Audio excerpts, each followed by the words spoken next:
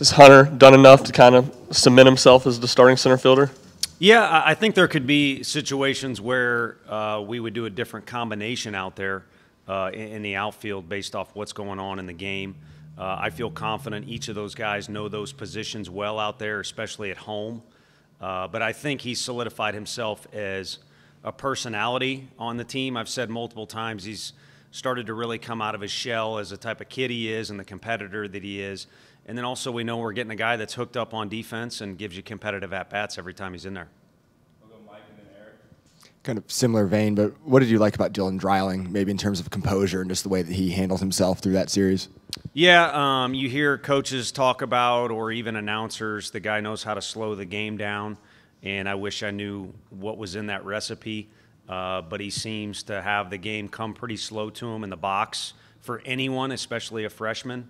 And then also he's got a lot of skill with the bat. I mean, that was kind of known coming in based off how he was scouted by major league teams when we recruited him, how well he's done against strong competition. So that theme continues, and really I look forward to him getting better in other areas too, because he could be a pretty well-rounded player before he's done here.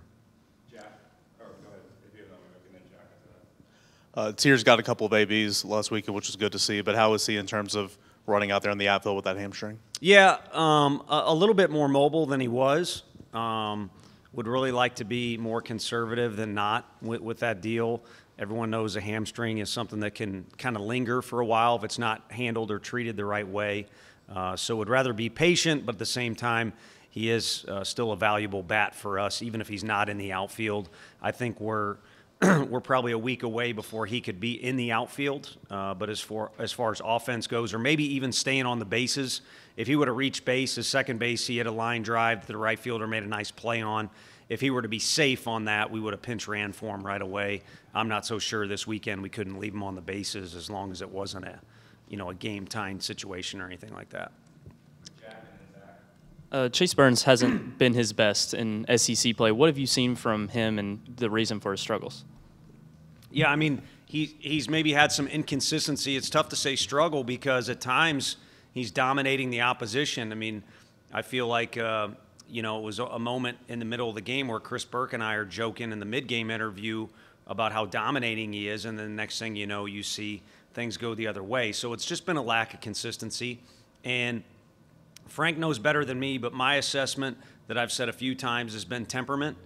You have a guy who's a year older, more confident, and his stuff has ticked up a little bit. Some of that intensity, whether it's Charlie Sheen coming out of the bullpen in a movie or John Rocker back in the day, that closer mentality, maybe you can pull it off for an inning. But really the best closer of all time maybe is Mariano Rivera, where it's a very consistent intent but focused mentality that the guy had. And I can't speak for Chase because internally I don't know what's going on in the game, but you can see there's moments of extreme intensity and maybe trying to do too much, and so maybe a lack of consistency in their performance. Right around halfway point of the regular season now, how would you characterize this first half from what you've seen, and then what do you want to see from your guys here coming up in the second half of this regular season? Yeah, parallel to the fall. I think a lot of growth from the first weekend, and we said that about the fall. I mean, August was almost awkward, how new everything seemed to feel and how many questions were unanswered. But by the end of the fall, it didn't seem like that, and you had a lot of questions answered. But start a whole new season, the actual season, and I think we've made a lot of progress, answered a lot of questions compared to game one, and I look for really that same theme to continue. And everyone's talking around the office. I've spoken with some of you all. I mean, our best baseball has yet to come, and also our best team personality, team image, or just best environment has yet to occur as well. And that's not going to happen just over time, just because time takes place. It's got to be progress and guys forging ahead. And fortunately, we've had that mentality. Joseph, and then Wes, and then the back. Talking about the inconsistencies with some of the starters, looking at the bullpen, how well they handled LSU this weekend, just what did you learn from them, and how much more confidence do you have in them to keep you guys in games? Yeah, we feel like if there's one part of any game, because our league is always a monster, but in particular, like the team we're about to face, there's just an extreme level of talent. But the one area we feel like we can go toe-to-toe with somebody is the bullpen. There's a lot of options, even after a weekend like playing LSU, top to bottom, maybe the best lineup in the league. We feel like we had unused, strong options down there. So it gives us confidence, and that should, you'd like to think, relieve stress on the starters and realize you give us 4 innings, especially on the road, and we're still in the game, or we have a chance to win the game is a better way to say it. You did your job for us. But those guys are really talented. They have high expectations, not just that they put on themselves, but then they hear it from other people too, and it changes the narrative a little bit. But at the end of the day, whether we get 2 hits or 20 hits or we get shutout innings, whatever, our group is trying to win the game.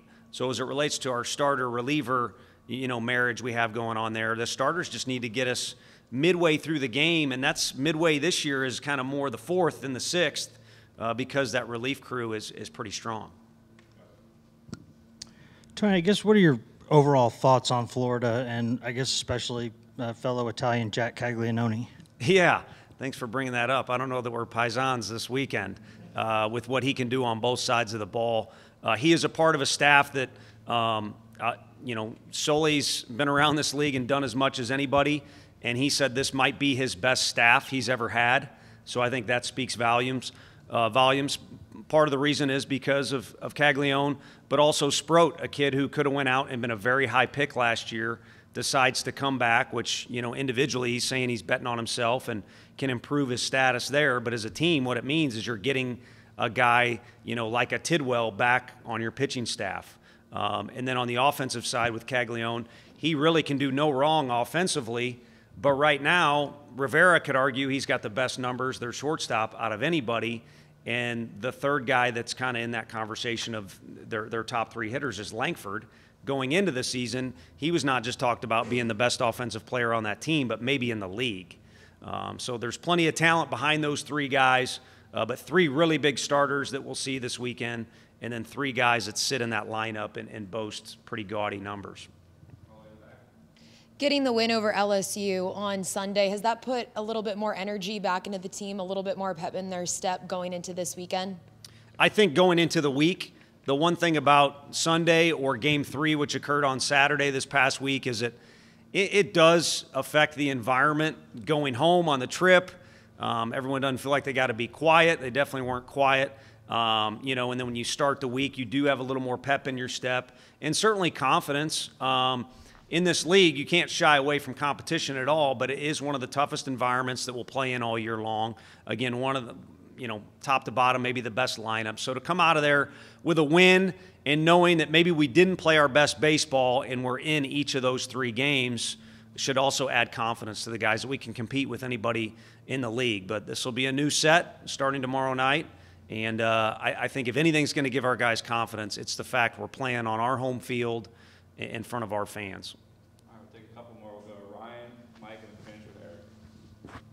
Back in 2019, you guys started 0-5 in SEC. You won that series finale against Vanderbilt, and the rest of the year you kind of talked about how that was a turning point for that team. Do you see any similarities between that Game 3 against Vanderbilt to Game 3 last week against LSU?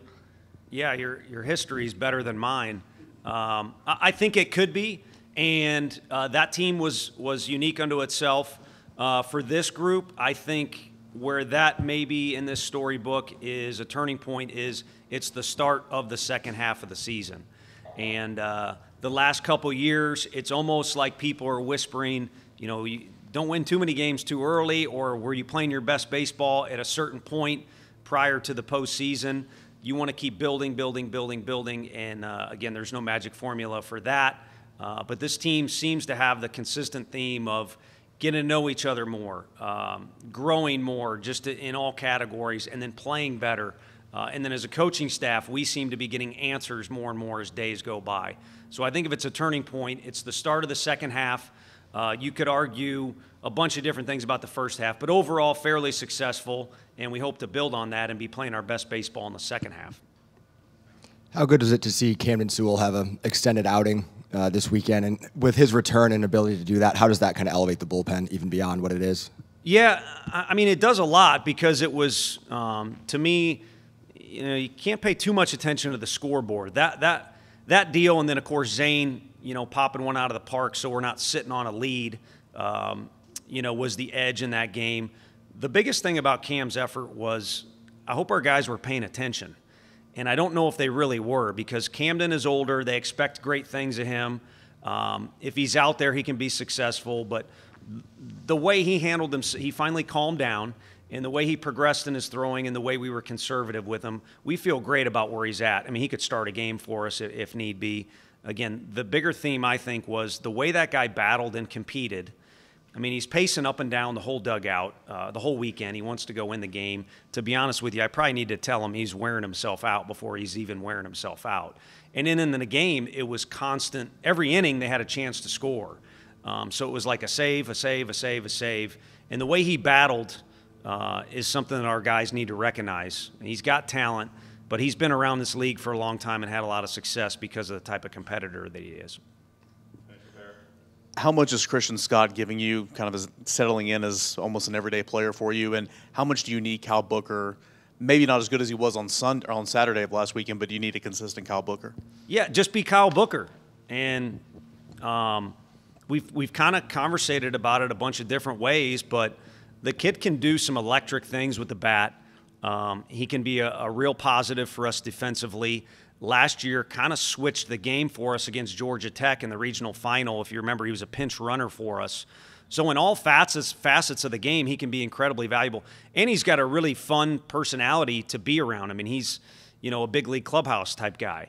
But like a lot of kids, not just on our team, he can kind of cover that up almost with a negative blanket when he tries to do too much or gets emotionally out of control or anything like that. So if he's himself, it's a lot of fun. I mean, he broke into this league as a pinch hitter for us in the 8th and 9th inning against the best closers in this league his freshman year and did really well. So I think that speaks to what he can do as much as anything. And then for Christian Scott, it's just fun to see him play every day because you saw the theme coming of, okay, this is his year to be out there more. He's had injuries. He's had really good players in front of him. He's had growing pains. And he tried to do so much early on. Again, negative blanket kind of sounds crazy, like teaching kindergarten class. But for whatever reason, he kind of pushed aside his best baseball with trying to, almost do too much. And now he's just playing. And, again, a kid that the other guys cheer for. We've been dying to see out there a whole bunch. He's been wanting to, be out there and capitalize on all his work he's put in.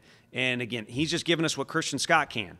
And we don't need him to try and beat out Caglione for the SEC home run title or steal more bases than, Chris Burke or anything like that. Just go out there and play. And when he does, it's pretty nice. Got a guy who can bunt, a guy who can steal bases, a plus defender, and a guy who's come up with some big hits for us in really, a small sample size of opportunities.